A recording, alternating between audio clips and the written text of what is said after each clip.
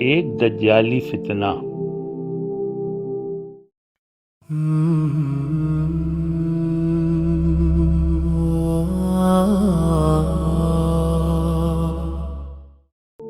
اعوذ باللہ من الشیطان الرجیم، بسم اللہ الرحمن الرحیم۔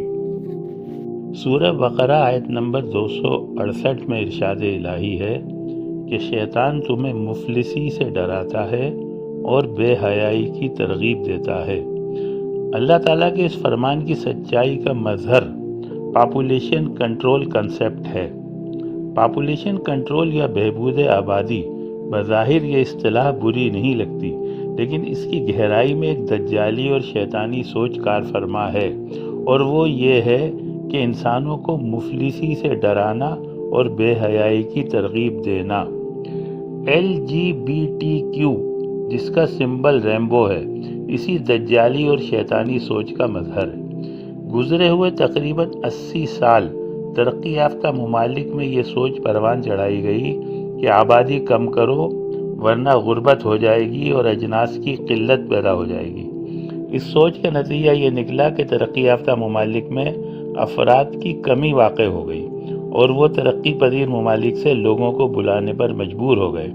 اب پاپولیشن کنٹرول کی جگہ ایک اور ترکیب لائی گئی ہے، اور وہ ہے LGBTQ یعنی لیسبین، گے، بائی سیکچول، ٹرانسجنڈر اور کوئر۔ آسان الفاظ میں اس کا مطلب ہے کہ مردوں کی مردوں سے اور عورتوں کی عورتوں سے شادی کی جائے۔ اس طرح اولاد پیدا ہونے کا کنسیپٹ ہی نہیں ہوگا اور آبادی کنٹرول میں رہے گی۔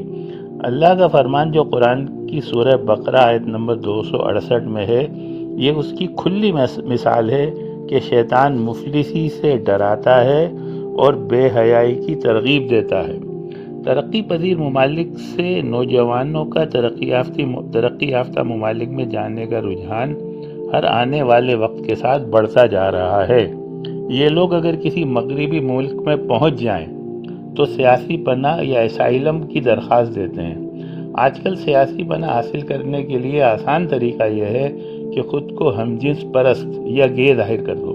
اگر عورت ہے تو لیسبین ظاہر کرے تو سیاسی پناہ یا اسائلم مل جائے گی۔ بات یہاں ختم نہیں ہوتی، وہ بعد میں بھی چیک کرتے ہیں کہ شادی ہم جنس پرست میں ہوئی ہے یا نہیں۔ اگر نہیں تو اسائلم کینسل ہو جائے گا۔ نوجوانوں اور گھر والوں کو بھی فکر کرنی چاہیے کہ یہ معاملات نہ ہوں اور بے حیائی اور گناہ سے بچا جائے۔ اپنے مستقبل کی خاطر اپنی آخرت کو تباہ نہ کیا جائے۔ صدق اللہ العظیم۔